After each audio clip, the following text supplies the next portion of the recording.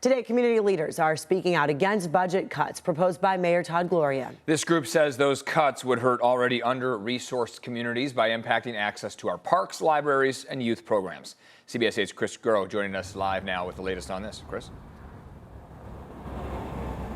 Yeah, and we saw a lot of very emotional support for the parks, for the rec centers that are here in City Heights, but really throughout San Diego because of the important role that they play in, and obviously the impact that they could be felt here across neighborhoods if the hours are actually cut. And so we heard from those community members who had a direct message from Mayor Todd Gloria, who has, again, put some of those cuts to hours and services for those who need it most, specifically here in City Heights.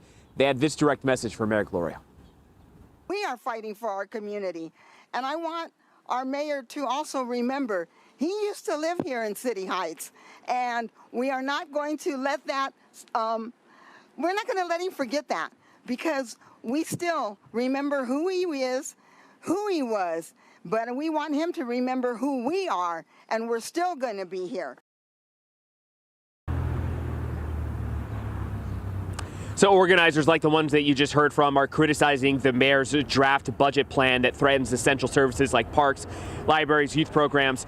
But again, this is a budget that is trying to close a projected $258 million deficit. Now, organizers of today's rally say that working families in historically under-resourced neighborhoods are going to be the ones that feel these cuts the most. They're demanding the city continue to prioritize equity and community well-being. We saw signs like Fund Our Future and Parks and Libraries, Our Public Safety, all throughout here. Now, we also heard from City Councilman Sean Elo Rivera, who represents this neighborhood, who had this to say about the budget process. There's no doubt that we are in a tough budget situation. No one's disputing that. What we are fighting back against is the idea that all communities are starting from the same place and are in the same position to absorb the cuts that are being proposed. They're simply not.